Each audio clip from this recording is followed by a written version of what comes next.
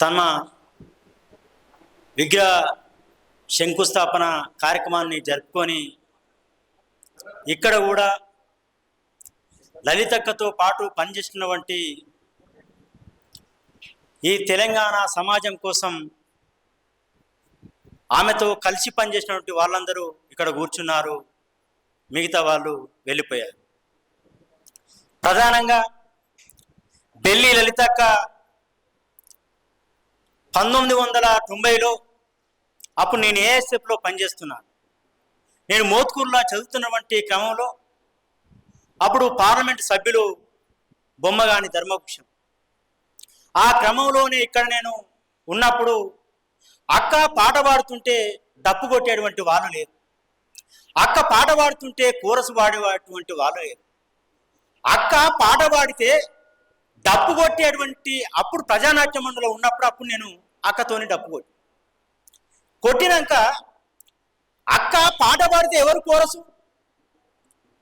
Belly కృష్ణన్న, సరితక్క, భాగ్యలక్ష్మి అక్క, అంజనేయుడు, ఇంకో అక్క పేరు, ఈ కుటుంబమే కోరసు అంతే.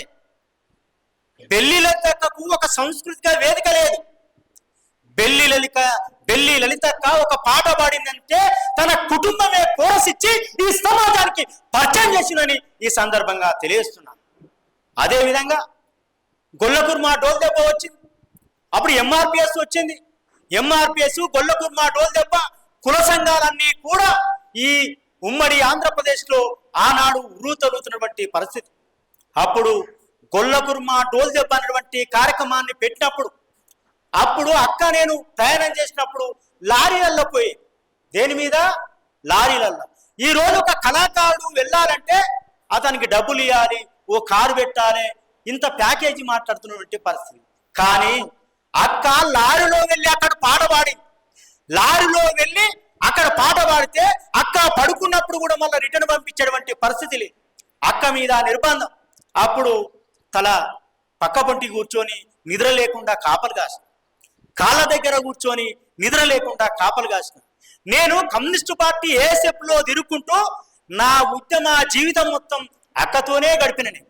కానీ పేరుకు ఏఎస్ఎఫ్, కానీ అక్క ఎక్కడ అప్పుడు తెలంగాణ ఉద్యమం కోసం లొల్లి లొల్లి లొల్లి పుట్టే తెలంగాణ లొల్లి పుట్టేటువంటి పాట మొదలైంది. అది ఎవరు రాశారు? ముక్క కరుణాకర్ అన్న రాశారు. నిరంజనని కలం పేరు. కానీ ఆ లొల్లి లొల్లి లొల్లి పెట్టే తెలంగాణ లొల్లి పుట్టేటువంటి పరిస్థితులలో ప్రకాశం జిల్లాకు వెళ్ళినాం. దేనికి? ప్రజా కళా మండలి అనేటువంటి సంస్థ ద్వారా ఆ రోజుల్లో నాగేటి సాయాల్లో నా తెలంగాణ నవ్వేటి ఈ విధమైనటువంటి పాటలు చేయడం కోసం ప్రకాశం జిల్లాకు మేము ట్రైన్లో వెళ్ళి మళ్ళీ రావడం జరిగింది. అంటే అక్క ఎక్కడ పాట పాడినా నేను అక్కడున్నా. అదేవిధంగా అక్కను చంపడానికి గల కారణం ఏంటిది? మున్నూరు కాపు భవన్లో హైదరాబాద్లో గొల్లకుర్మా డోల్ దెబ్బ మీటింగ్ జరిగితే దానికి అప్పుడు ఉన్నటువంటి రామ్మూర్తి యాదవ్, బండారు దత్తాత్రేయ బీజేపీ నుండి, చీలంపల్లి రమేష్ కుమార్ అని పోలీసుల సంఘం అధ్యక్షుడు, ఈ అన్ని పార్టీలో ఉన్నట్టు వాళ్ళందరూ బెల్లి లలితక్కకు టికెట్ ఇవ్వాలని ఆ వేదిక మీద మాట్లాడుతుంటే ఖచ్చితంగా అక్క ఎమ్మెల్యే మనం మురిసిపోయినాం.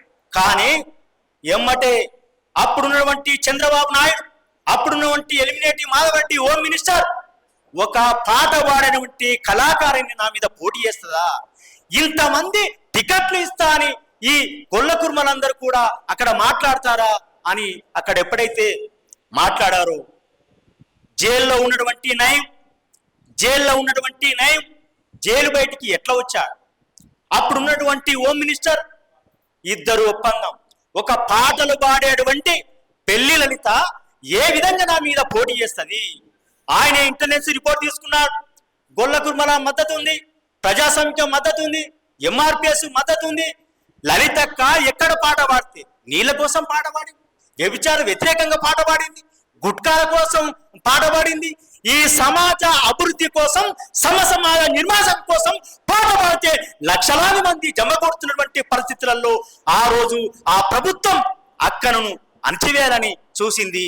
అందుకోసమే జైలు ఉన్నటువంటి నయం లాస్ట్కు నేనే చంపినటువంటి కాడికి వస్తే కూడా వాని శిక్ష ఇక్కడ పడింది. అందుకోసమే ఈ రోజు కూడా రాములన్న ఎందుకు చనిపోయాడు? రాములన్న ఎందుకు చనిపోయాడు? అదేవిధంగా ముక్క కరుణాకర్ అన్న ఎందుకు చనిపోయాడు? బెల్లి కృష్ణన్న జైల్లో ఉంటే జమనత్తు పెట్టిన వాళ్ళందరినీ కూడా చంపేశాడు. జమనాథ్ పెట్టినందుకే ఆ రోజులలో బెల్లి లలితక్క అంటే మాకు తెలియదు, తెలిసినా కూడా మాకు తెలియదు అనేటువంటి పరిస్థితుల్లో మనం ఉన్నాం. ఈ రోజు దండం పెట్టే కాడ, దండలేసే కాడ వాళ్ళు ముందు వరుసలో ఉన్న దగ్గర పోయి మనం నిలబడదామని కూడా నిలబడేటువంటి పరిస్థితి ఉన్నది. ఎందుకోసం?